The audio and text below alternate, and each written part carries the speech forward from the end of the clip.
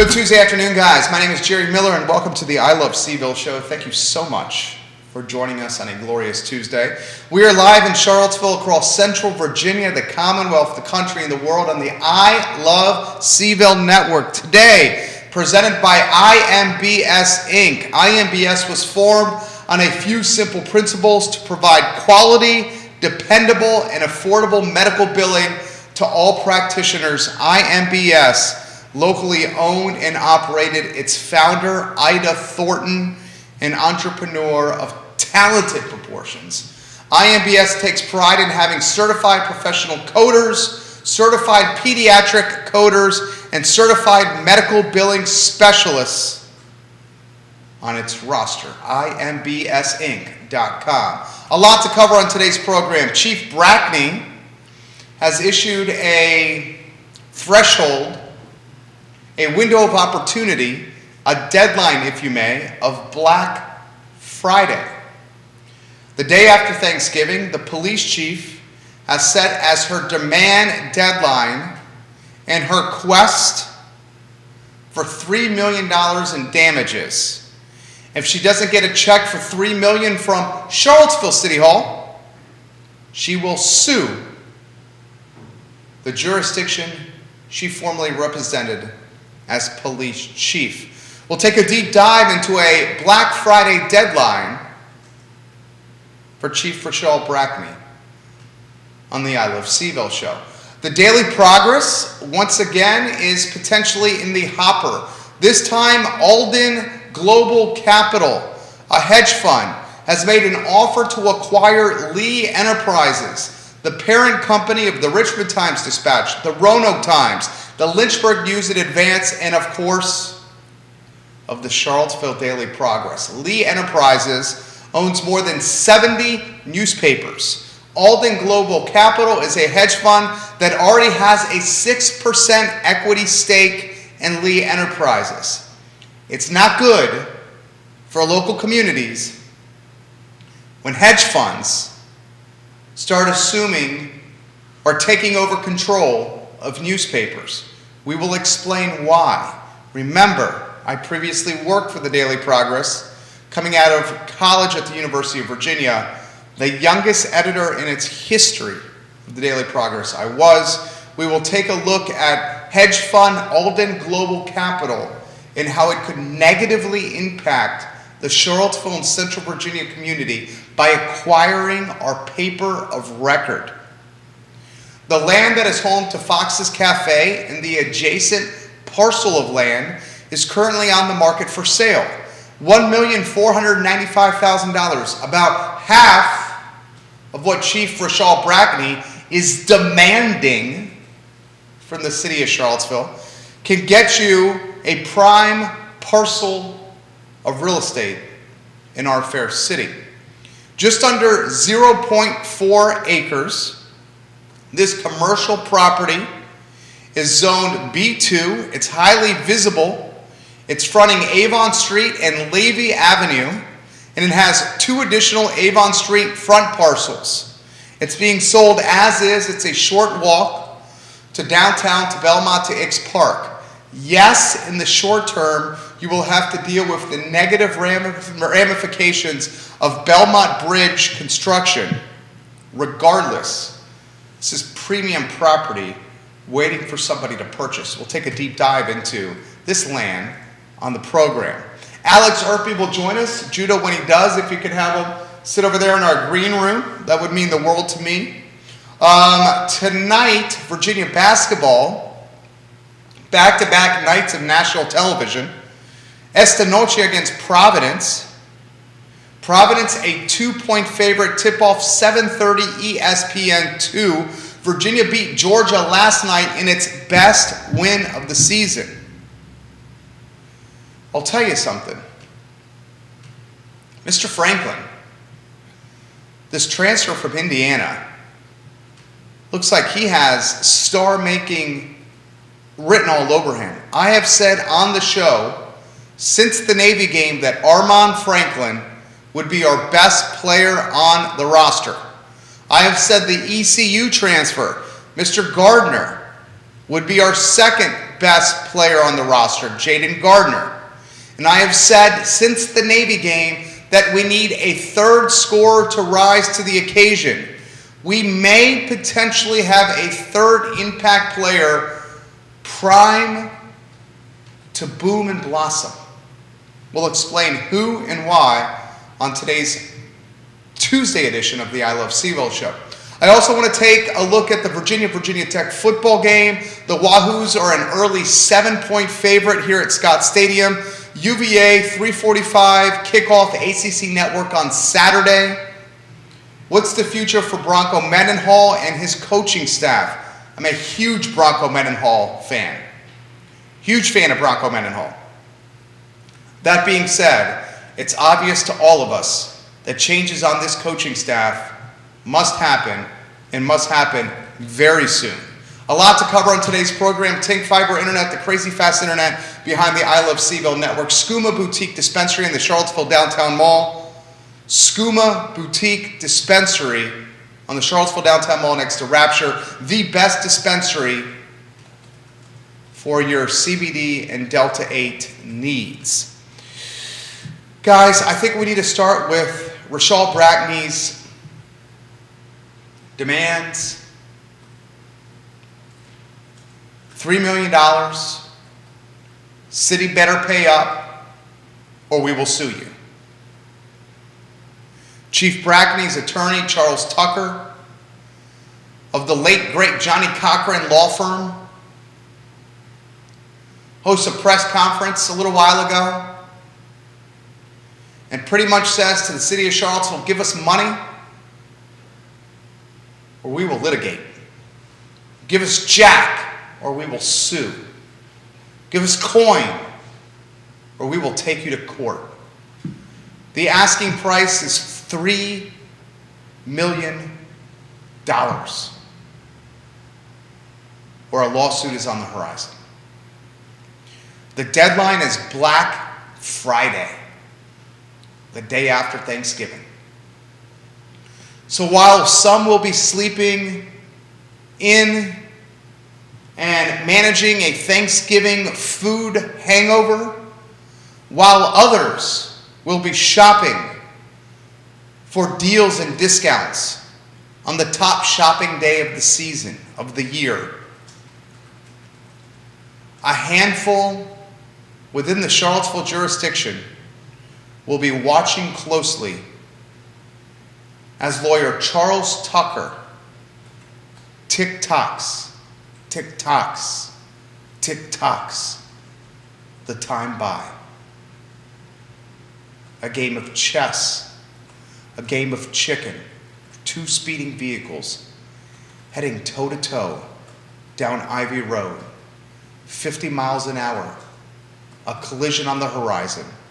Who will blink first? Will it be the city of Charlottesville? Will it be Rashal Brackney? $3 million is on the line, a big bag of money.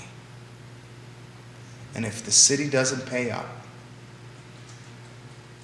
litigator Charles Tucker will take our jurisdiction, a town we love, to court. This is not a pretty situation. You look at it, both parties are losers. Chief Brackney, she's not going to get $3 million. She'll get something, but it's not going to be $3 million. And Chief Brackney has pretty much, who was it, Judah? Was it Pontius Pilate who sold his soul for some gold? Who was it? It was Judas. How much gold? They usually say 30 silver. 30 silver. Who knows what's worth back in? For 30 pieces of silver, Judas sold Jesus and his soul to the devil. For a bag of $3 million, she hopes Chief Brackney will take a professional career and potentially tarnish it forevermore. Who will hire a police chief that falls out of favor with local government? Who will hire a police chief that sues a jurisdiction that employs her? And is the $3 million asking price even enough when she's young and has so much of her career in front of her? Let's cut to the chase. The city of Charlottesville also gets egg on its face. At a time when it has city manager turnover left and right, attrition to say the least, at a time when its mayor is comparing the town she represents to male ejaculatory fluid and to rape, at a time when council is so restless and so ornery and so antagonistic, it might as well be Jack and Cricket and Victor from Young and the Restless instead of Heather and Lloyd and Nakaya from City Council. Charlottesville once again is in the headlines for reasons we do not want to be. This time, the CEO of a police department is suing potentially the jurisdiction, alleging discrimination based on race and because she's a female. Her employment contract was terminated on September 1 by Mr. Chip Boyles. He has since landed at another job. Chief Brackney, when this is all said and done, may not be so lucky to land at another gig. Black Friday, the deadline. We are Wednesday, Thursday, less than 72 hours away from doomsday. I urge the city to pay Brackney a fraction of the $3 million. Hush money. Go away money. Sign a non-disclosure agreement, take pennies on the dollar, and never mention the name Charlottesville ever again. That's the best remedy for an ugly, messy situation. That is called collateral damage management. And that's what must be done right now. Our next topic, the daily progress on the chopping block yet again. Alden Global Capital is a hedge fund. Alden Global Capital already owns 6% of Lee Enterprises stock. Lee Enterprise is the parent company of the Richmond Times-Dispatch, the Roanoke Times, the Lynchburg News and Advance, and of course the Charlottesville Daily Progress.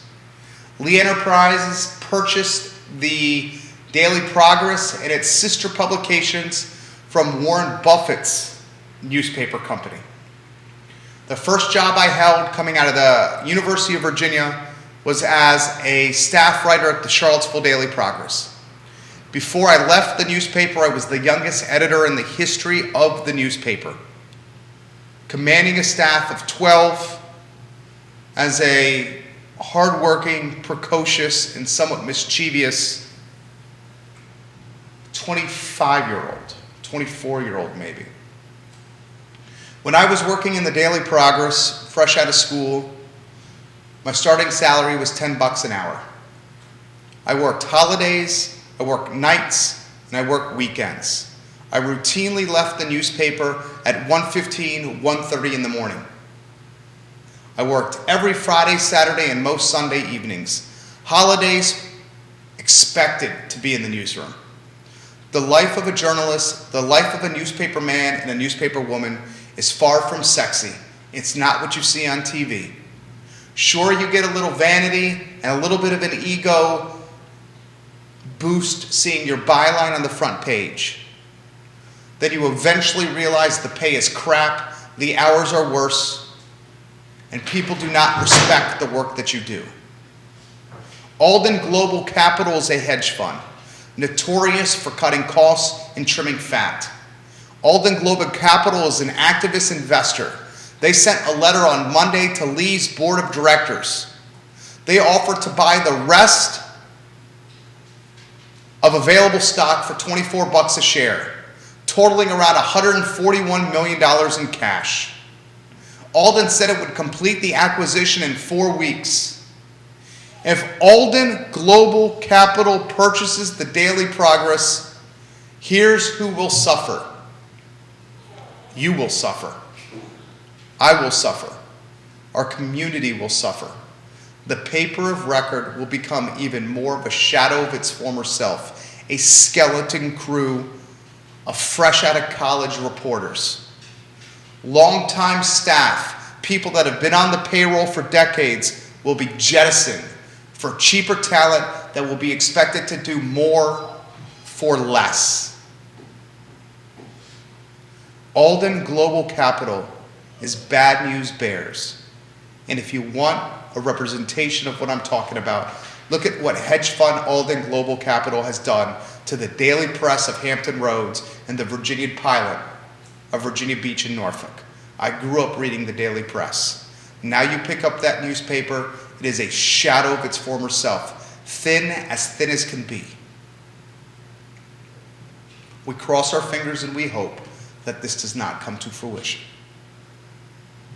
Let's get to real estate news. I follow this closely.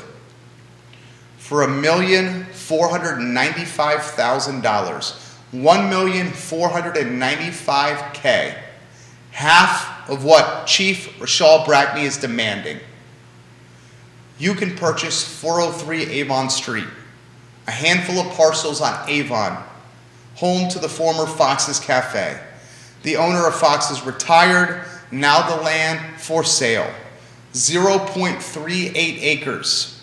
Zone B2 with tremendous visibility fronting Avon and Levy Avenue.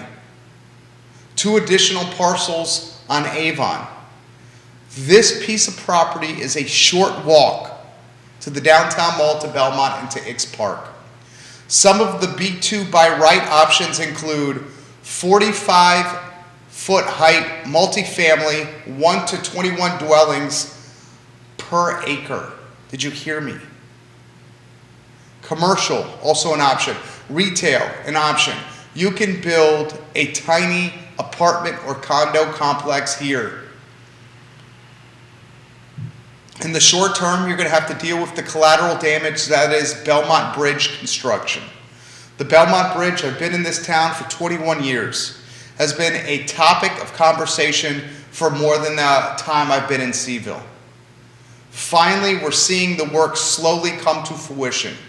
You buy the land, you suffer through the Belmont Bridge, but when the bridge is finished, you got a gold mine here.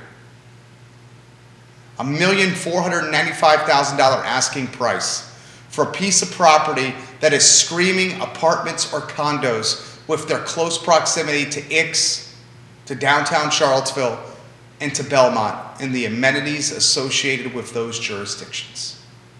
Let's talk football. In a minute, the future of Bronco Mendenhall and his coaching staff. Before we get to that, Virginia Tech at UVA, Saturday, ACC Network, 3:45 kickoff. The Wahoos are a 7-point favorite. I feel good about this game. Brennan Armstrong looked like the best quarterback on the field against Pittsburgh. Brennan Armstrong's ribs look healthy. I didn't say perfect. I said healthy. This Virginia football team is going to score points.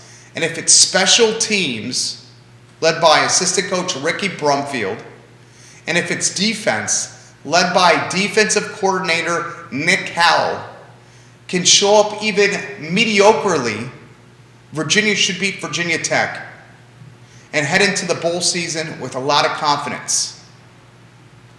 Bronco Mendenhall is catching a lot of heat as the ball coach here at Scott Stadium.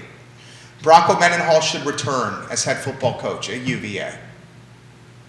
I understand the last few games, BYU, Notre Dame, and Pittsburgh have not gone as we've wanted. I understand we had a chance to win the Coastal Division and playing in an ACC championship. I understand our defense has been putrid, and that's saying it nicely. I understand adjustments and in-game coaching decisions have left a lot of people scratching their head and saying, Bronco, what are you doing? Folks, it's been a while since Bronco Mendenhall. It's been a while since Virginia football has been relevant. Remember the Mike London era? Remember the end of the Al Groh era? This football team struggled for an identity and was routinely in the cellar of the division. Now we're competing for division championships, and the expectation is to play in the ACC championship. That's a reflection of the coach. That being said, I think it's time to make a change at defensive coordinator. Nick Howell, I hate to say this, is probably got to go. I have yet to see a defense that is bad as this and the time I've been following Virginia football. Can you think of one Virginia defense that is as bad as the 2021 defense we call Wahoo football? I cannot. Nick Howell, probably he's got a game and the bowl game left as defensive coordinator. Ricky Brumfield, he's better get some resumes circulating as well, the special teams coordinator. Special teams was undoubtedly a tremendous concern against Pittsburgh. You make some adjustments with the coaching staff on defense and special teams, and you got a ball club that again could contend for a Coastal Division championship next year. And I think Virginia, a 7-point favorite, is going to beat Virginia Tech on Saturday at 3:45 in Scott Stadium. Time will tell. But the crystal ball's been on point for much of the campaign and much of the 2021 year. Basketball, before we get to Alex Urpí. Virginia got a much-needed victory against the Georgia Bulldogs last night on national television. It was Virginia's best win of the season by far. Virginia has got some talent on this roster. And that talent starts with Armaan Franklin. The Indiana transfer is a baller. The dude can score from downtown. He can attack the rack off the dribble. He shoots at a high clip at the stripe, and his mid-range game is bona fide. Armaan Franklin is the best player on the roster. With the team that lacks scoring depth, with the team that lacks a number of scoring options, Armaan Franklin's going to have to be special many evenings for Virginia to get victories. That being said, I really like the potential of some of the guys on the roster. Mr. Shedrick, this big man in the center, this guy has so much upside. His scoring and his offensive productivity is a work in progress. But what he does on the defensive side of the ball should not go unnoticed. Caden Shedrick had 4 blocks last night against Georgia, 7 rebounds against Georgia.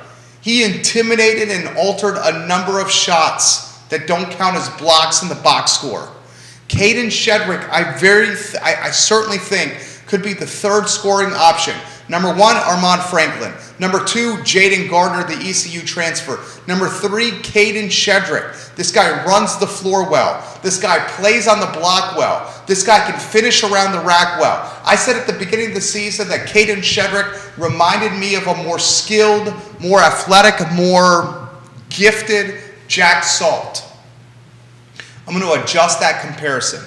Caden Shedrick reminds me of a longer and taller Mamadi Diakite with more upside.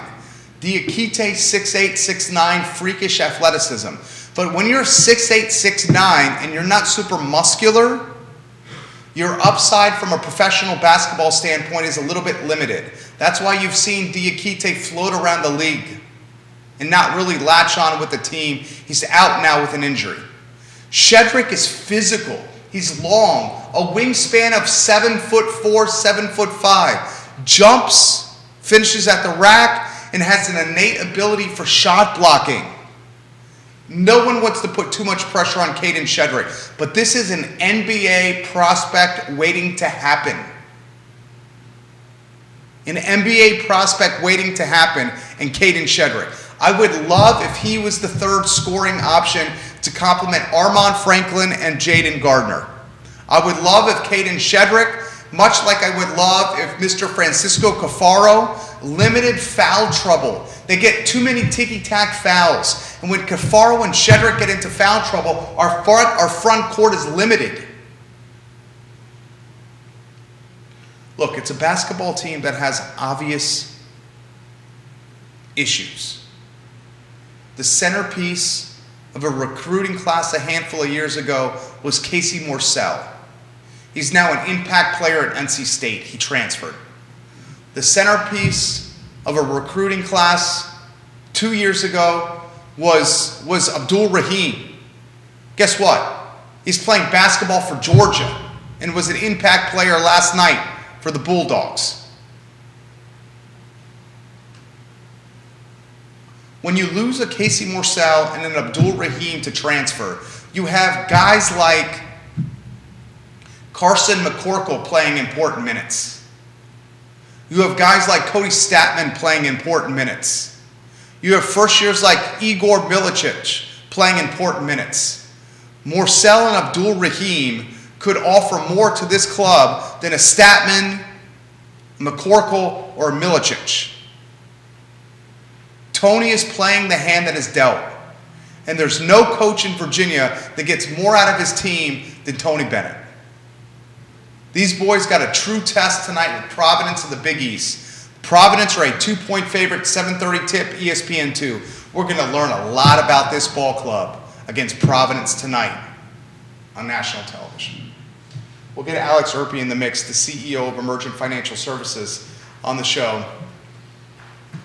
This gentleman, smart man, we call him the Antonio Banderas of finance, the star of Today y Mañana co-star, Xavier Urpí. You're also a star, my friend. Thursdays at 10:15 on the I Love CVille Network. Their show off this Thursday because they're going to be spending time with their family on Thanksgiving. My friend, what are the holidays at the Urpís like? I always enjoy Thanksgiving. It's one of my favorite holidays. Nice to see you. Nice to see you as well. We kind of relax. We take it easy. We enjoy our Thanksgiving feast. And then we always watch, one of our traditions is we always watch the old black and white Miracle on 34th Street film for Thanksgiving. Because that movie starts at the Thanksgiving Day Parade. Okay. Is the beginning of that movie. The old version with Maureen O'Hara. And so that's the one we watch. So we always watch that together as a family on Thanksgiving. Who eats the most food in the Urpí house? Ooh, you've got 3 boys. I mean, you guys all devour food. Who all devour food and love food. And my dad can put in more in there than you would think. Xavier's a slim and trim gentleman. He's a slim and trim guy, but he can put it in there. It just disappears. Like he eats a bunch, then he goes outside for a couple hours to do his garden, and he loses 5 pounds. So that's just the way he is. His metabolism runs at like 100 miles an hour. Xavier Urpí has the metabolism of Mariano Rivera. He is the closer indeed. Yep. All right, Alex Urpí, my friend. Let's begin with some chop of late. We had some chop in the markets yesterday. It's a little tumultuous. We had some chop. We have some chop in the market today. Rates are going up, and it's putting a strain on some of these tech firms. You want to start there with that topic. In particular, tech has really struggled the last couple of days. Zoom has really struggled. That share price is in half from where it was just weeks, maybe a month or so ago. Just to be expected, though, right? Which is kind of expected. This is always the challenge that you have with tech stocks, right? Because you're not really basing the share price of tech stocks a lot of times. It's not so much based on current sales, but on projections. And so, because you're looking at technologies that will come into play year or 2 down the line. So last year happened, Zoom takes off because the theory is, well, we're all going to be Zooming for the foreseeable future. The revenues will just keep going up. Before you know it, every company is going to be having people working from home. And then what happens is a year later, you're sitting there saying, well, yeah, Zoom took off last year, but the growth has slowed. And so the analysts begin to look at the stock and say, well, is the price of this stock match now where we think Zoom is going to be in 5 years? And if it doesn't, then the share price has to come down. Your brother Nicholas Urpí, the social media ninja CMO of Emergent Financial Services, is zinging your dad. He says Xavier Urpí is far from slim and trim. And I responded by saying, "No way, Jose. Xavier Urpí is slim and trim." He is. My dad's in good shape. He's the youngest 65-year-old guy. Yeah, he's got a zest for life. He does. He has a zest for life. I may make the argument that Xavier Urpí, of the Urpí men, may be the slimmest and trimmest. Probably. He's you know what he does? He always has this energy. He's the only person, you know how sometimes people dread getting older? Yeah. They look at 65 as like, oh my goodness, now I'm old and things like that. My dad was like, no, this is great. I did the senior discount at the movie theater. I did to all these places where everything's cheaper. And because he still has the energy. Because it's about whether you're young at heart. Well, when you immigrate from Cuba to America and you realize that the world is your oyster, after growing up in Cuba and then coming to America and then he got into the bonds game first, right? He did. Does memory serve right? He did. Got into the bonds game. Now the man is running a financial firm, one of the best in the community with his sons. You got a lot to be thankful for. Exactly. And it's all about the inside. It's whether if you're young at heart, you're young forever. Michael wins the slim and trim. Michael? That's what Nick says. He's in good shape too, Mike. Yeah? He's always been. Michael Urpí's He's also another He's throwing up the bench guy. press a lot? So Nick does the bench press. Nick Urpí, bench. Nick is Mr. Bench Press. Michael is just endlessly active. So baseball, football, tennis, basketball. We don't hoop in the backyard. He's just endlessly active. But Nick is Mr. Bench Press. He can routinely. When I do arm wrestle with him, I'm done in about like 5 seconds. Who is the strongest of the Urpí kids? Nick. Nick? Oh yeah. So if there was WrestleMania, Nick would win? No, Mike would probably win. He's more agile. More agile. Agility is important in wrestling. Having watched it for the first time in Olympic wrestling this year, I realized if you can slip out, you're in great shape. Nick Urpí is not going to like that you just claimed Michael Urpí was going to win this. Nick says I bench. It doesn't show, but I bench. Best Buy, the electronics retailer, saw its shares plummet more than 16% after delivering a holiday comparable sales forecast that was largely below those of Wall Street analysts. Best Buy, how do you look at this stock here? I look at Best Buy. We expected a lot of people to make electronics purchases as they were quarantining and staying at home, and a lot of people did. There's tremendous competition in this space. Best Buy, much like Macy's is doing, is trying to create this like omni shopping experience where it compartmentalizes its digital platform away from its brick and mortar platform. So Macy's now is trying to take digital, the idea of Macy's, and separate it from the store. Yes. To increase valuation and essentially build almost two different companies. What are your thoughts on Best Buy? It's a challenge because I think Best Buy's appeal in years past was if you're buying a heavy-duty electric, if you're buying a computer, you kind of want to see it before you go purchase it. I think that is beginning to change. I think people are becoming much more comfortable purchasing those classic, almost like what Zappos did for shoes. Like there was a time when people said, no, I can't possibly purchase a shoe online because how do I know if it fits? Or Warby Parker with eyeglasses. Exactly. But over time, things change and people are more willing to do these things. And I've just seen the deals that you can find on laptops and computers, purely online shopping experience, now rival some of the things you can find at Best Buy. Now, I'll be honest, when I needed a new laptop, I went there because I'm still a little old-fashioned. Maybe I want to look at my laptop before I order it from online, but trend-wise, you see people more willing to just say, hey, you know what, I'm just going to order this online and see how it is. Because it's very easy for me to return it. Are you bullish on the future of Best Buy? Well, that's a tough question. I still think it has some potential. I think it will still be around. I think there's enough of what it sells, and this is kind of anecdotal, when I go in there, I still see a pretty decently full parking lot of the one here, and a pretty decent number of people inside that store. And so my suspicion is that there will always be sort of a remnant. And I think as much as last year drove a lot of people online, I wonder if people will get a little bit of like online fatigue. Because there are some stores that are now right now it's more concentrated in luxury goods and so forth, but they're kind of bringing back the brick and mortar experience because they're saying, well, maybe you want to experience something in my store rather than just buy something and have it show up at your doorstep. So I think if Best Buy can sort of go down that road, I'm a little surprised that the Macy's I think messed up a while ago in terms of not really capitalizing on the fact that they had such a Macy's historic... stock has popped of late. I know, but where I'm getting at is that Macy's had massive real estate. Yeah. And especially with their flagship store in New York, and they redesigned the entire interior and turned what could have been some place you wanted to go to see what it looked like in the old days into the same as every other Macy's store. And so you said that I think they need a little more to capitalize on that nostalgic feel that you can have with the store, because now it just looks the same as every other. Macy's stores tend to look the same as every other store out there. I'll tell you, if you guys want to see the best omni-experiential retail experience, go to Animal Connection in Ix Park. She has got self-serve dog washes. Whoa. She has got dog grooming. She has got dog training. She's considering building a member dog park. She's got educational classes. She's got educational classes surrounding around health and diet of your animal. You go there and you get a value proposition that you cannot find online. Exactly.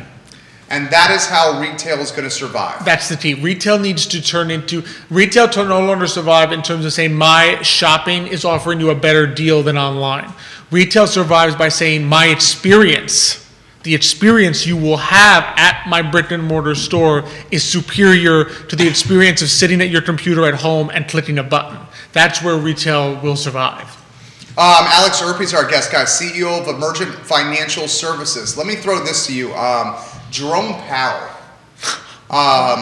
You got a scoff here. He's got something to say. President Joe Biden picks Jerome Powell to lead the Fed for a second term as the United States battles not only COVID, but inflation. Powell, a second term as Federal Reserve Chair, is going to put forth... First, let me get out of your way here before I ask questions. What do you make of Biden picking Powell for a second term?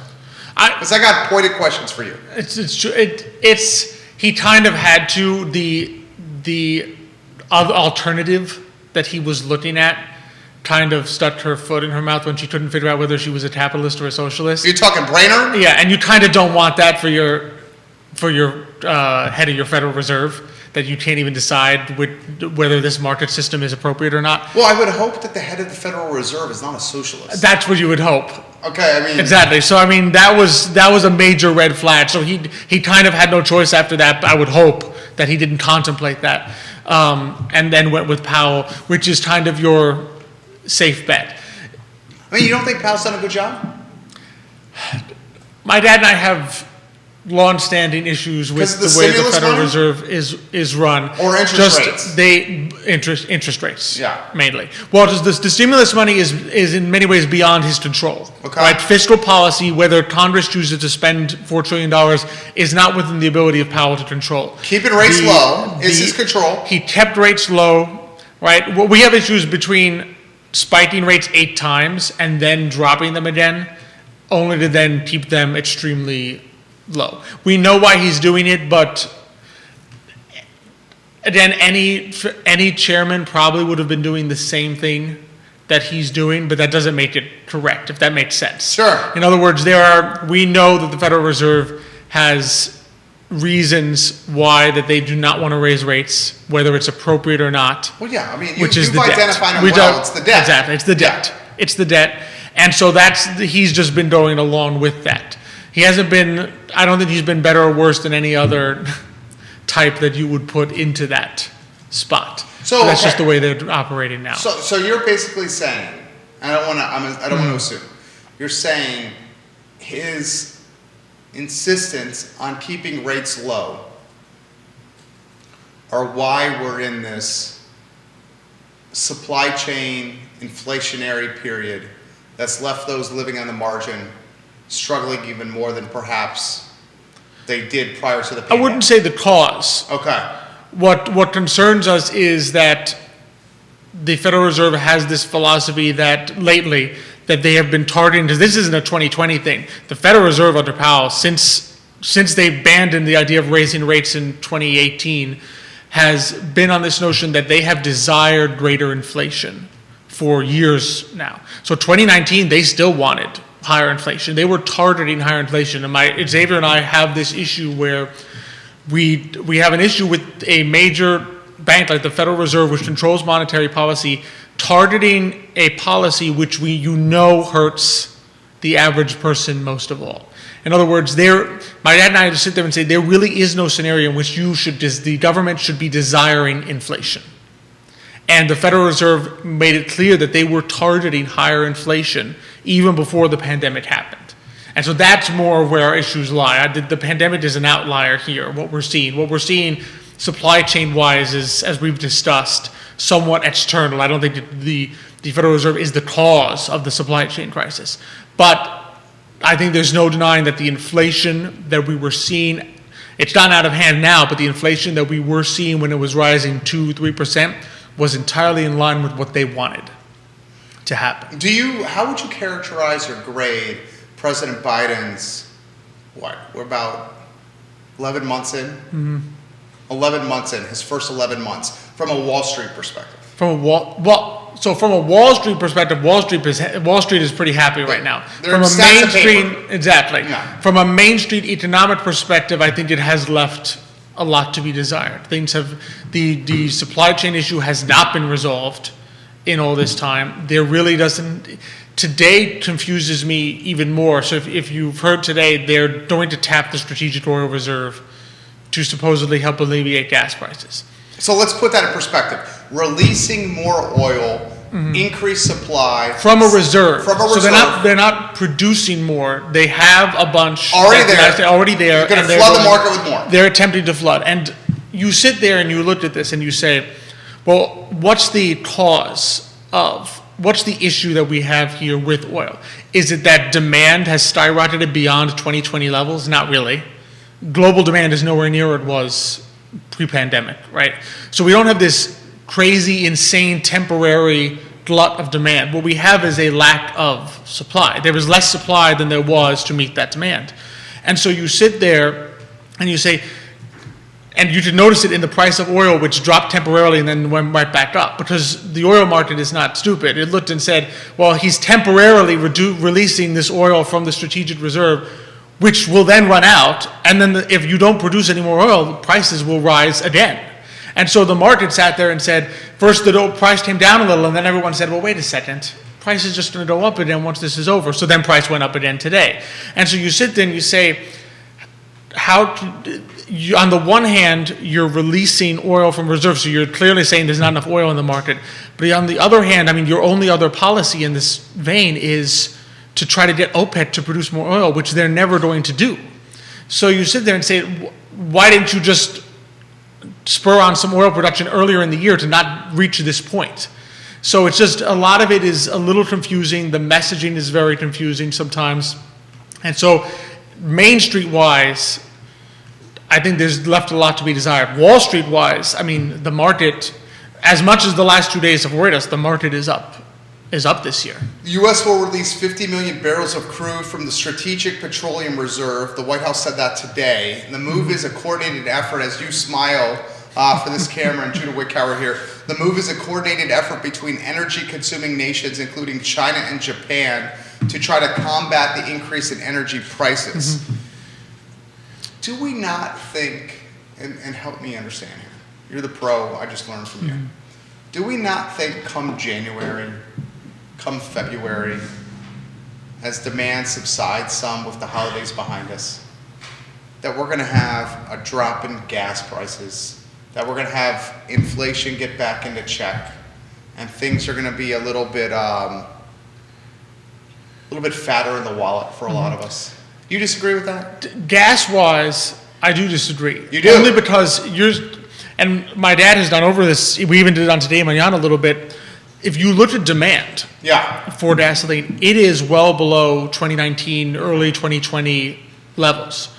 So you sit there and say, well, demand we're in trouble if demand does not return to 2019, 2020 levels. That means that you're talking, if that goes on for a long time, that's recession, right?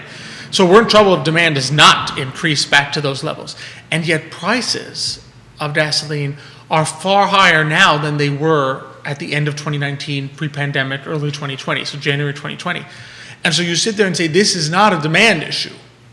Right? What we're seeing is not an issue that demand has somehow skyrocketed in the last 2 years. Demand is below where it was. And so I don't want to be going into next year. If we're going into next March and April and demand for oil is still below 2019 demand for oil. Don't you think it will be? Well, I mean, that would be bad if it is. Yeah, because that means the global economy is slowing down significantly. But can't we make the legitimate argument that now versus 2019, there are more electric vehicles. Now versus 2019, there's an opportunity to work more from your house than to drive to work. Now versus 2019, there's less need for business travel. Not as significant as the gap that we're talking about. Okay. Yeah, as much as electric vehicles have grown, they have not grown to close that gap. That gap is How about vehicle travel, global business supply travel, chains. unwillingness to travel in general for fear of a pandemic? That could be some of it, but those things you would kind of want to end. In other words, those fear of travel, fear of business travel, fear of going out because of the pandemic have negative repercussions beyond depressing the price of gas. Sure. So if those persist into March and April, what I'm saying is then you are looking at the possibility of recession there, because you do not want people 2 years into a pandemic to still be curtailing their movement. Unless the spending, and two guys shoot yeah. the you know what here. Unless the spending just changes in how the dollars are spent. I mean, how the dollars could be spent now could be more, instead of brick and mortar, e-commerce. How the restaurant spending could be spent now instead of restaurant dining could be Grubhub delivery. Grubhub would need gas. E-commerce, it needs to get to your door. That's true. And it's mostly by truck. Yeah. So I mean, the electronic spending still requires a lot of oil to run it right now. I mean, we still use trucks for most things. Most global supply chain things, when they are sent via shipping containers, they are running on some version of oil. Are you nervous about Q1 being soft? I am a little nervous about Q1 being soft. Q4 is looking very soft. Yeah. Already, and Q1 it does concern us that it will be soft as well. We're not seeing really an uptick. And again, GDP wise, you gotta remember we're maybe 96% of the way back from the V shape. If you want to look at it as a V, it's looking more like which 4% is substantial. Which 4% is substantial. That's the thing, right? It looks great because we were down 30, 60%. But if you said, Alex, from the beginning of 2020 to the end of 2021, GDP will drop 4%, that's the definition of a recession. We don't think of it that way because we hit such a low point last year, but you don't want to see that persist. And so the issue is that in order for us to close that gap, there's going to have to be an increase of demand, and that will put upward pressure from the demand side on oil. So the question is, what do you do on the supply side? And clearly, the renewables weren't quite there yet to make up this difference, because there's certain things that they just can't do. So Stephen says, does that mean we should be supporting or in favor of what Biden's trying to do from the infrastructure bill standpoint? From infrastructure, well, infrastructure you always want to, there's a lot in the infrastructure bill. The portion that is spent on infrastructure itself, I think is at the $500 billion that go there. Obviously, that always supports the foundation of the economy. Those things are not problematic. That's kind of a different question in terms of what do you do. In other words, let's say you work on the infrastructure, you get the bridges, the roads, the highways, you do this. That's kind of a different question than what do you do in terms of the vehicles that people are driving on these highways, these bridges, and so forth. To the extent that they start going, and I correct me if I'm wrong, I don't believe there's massive amounts of rail or other types of public transportation in this infrastructure bill that's major. Usually those are done on a state to local level if you want to make those kinds of investments. in other words, move away from cars on the road to other forms of transportation. But most, in terms of the economy, in terms of things being delivered, most of that is still going to be done at some point by truck. Alex Urpí, guys, CEO, Emergent Financial Services. Which sectors are you excited about going into next year?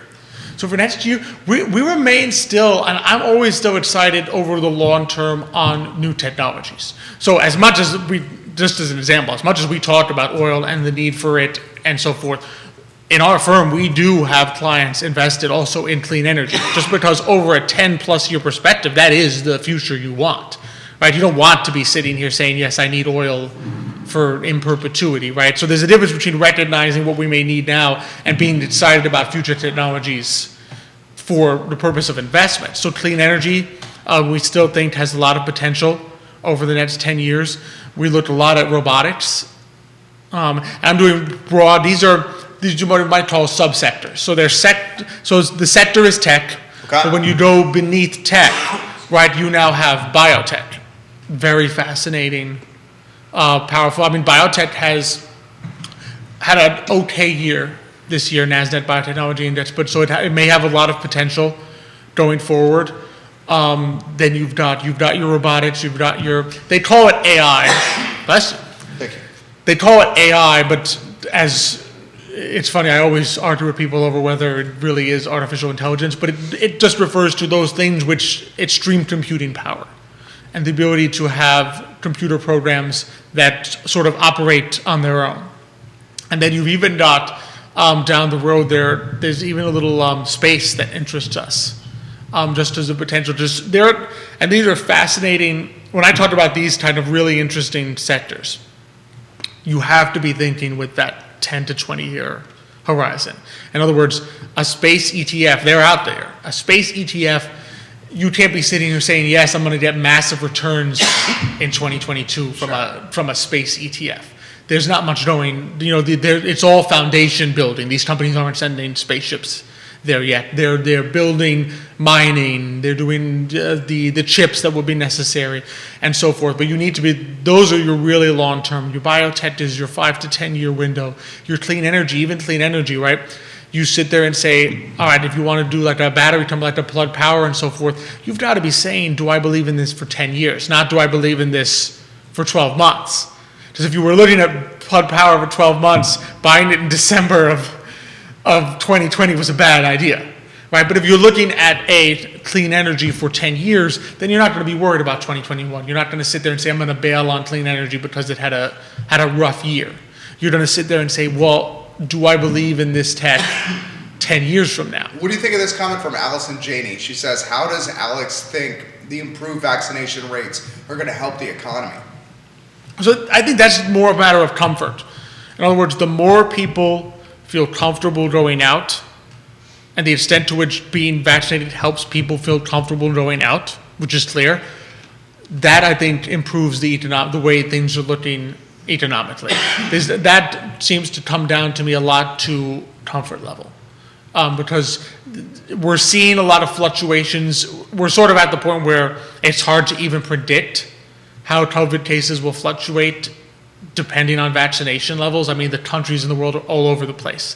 So I'm not even a good enough statistician to be able to tell you how high vaccination correlates with caseload, right? But from an economic behavioral perspective, more vaccination, more comfort means more people going out, means hopefully more people spending money in local economies. So that's what you would hope to see as more of these come out. What's the plan for today and mañana as we head into December? Today and mañana, we've got a good number. So we've got a bunch of desks lined up for December. Our next one, so post-Thanksgiving, our next guest is going to be Hope McCutcheon, I should say. And so she is a talent discoverer here. So we're really interested to talk with her because she runs a talent discovery business. And so we're going to talk with her a little bit about, what people are calling the Great Resignation, but just the ability of workers to move, what it looks like to recruit talent in this time. So she's a small business owner here, what that looks like, helping people connect businesses with talent, and to manage that. So that I think will be really interesting. And just as we go into the holidays today, we always love we're still going to be featuring a lot of our small business owners. We just like to cover that and to really showcase, all the things that are happening in Charlottesville, the fairs, the opportunities to spend locally, because that's really what it's all about, right? We talked about the macro issues, which have a serious impact. I mean, if you didn't believe in macroeconomics before this year, inflation has taught you to believe in macroeconomics now, right? So it has a major impact, but ultimately it's going to be when people spending locally and trusting their local businesses that helps the local economy grow. That's what lifts up the Main Street more so than anything that can be done at a Federal Reserve office building. He is Alex Urpí, guys. He's the CEO of Emergent Financial Services. Today, y mañana is off this Thursday as we celebrate and give thanks with our families on Thanksgiving, but back a week from Thursday here in the I Love CVille Network. And we will see you Thursday, a week from Thursday. Happy Thanksgiving to your family. Happy Thanksgiving. Same Please here. tell Nicholas, I see you. Happy Thanksgiving to you. Please tell Michael and Xavier and Mrs. Urpí I said this. Will do. Tell Mrs. Miller. I will. And your And special your son. ladies. Thank you. Yes, I will. Thank you, my friend. And next time we see each other is going to be... It'll be December. It'll be December. It'll be the last month of the year. Actually, you and I will see each other on the 30th of November. The 30th, okay. The next All time I right, so see the Urpí clan will be December 2nd. Will be December. So we'll squeak one more in there in Yeah. November. Good to see you. Good work Good to today. see you as always. Thank you, guys. Alex Urpí, guys, CEO of Emergent Financial Services. He joins us on Tuesday here on the I Love CVille Network. Tomorrow is a good show. John McAllister is our guest. He is a documentarian, and he has got a documentary that's out on Bridge. John McAllister, our guest tomorrow, the producer of a Bridge documentary, a squash player, someone who grew up in this area. Excited to introduce those that don't know Mr. John McAllister, Johnny Mac, on the program tomorrow, and to spotlight what I think is a super cool endeavor that he's done. He's passionate about the game Bridge, and as a result of that passion, happy Thanksgiving, Alex, and as a result of that passion, the gentleman has created a documentary, and I'm looking it up right now, called Double Dummy. We'll spotlight Johnny Mac and his documentary tomorrow on the show. And of course, we'll talk Charlottesville, Virginia topics with a guy that's a jack of all trades. My name is Jerry Miller. This is the I Love CVille Show. For Alex and Judah, thank you kindly for joining us. Back in the saddle tomorrow, off Thursday and Friday, as we are looking forward to spend some time with our family too. You guys have a good afternoon. Take care.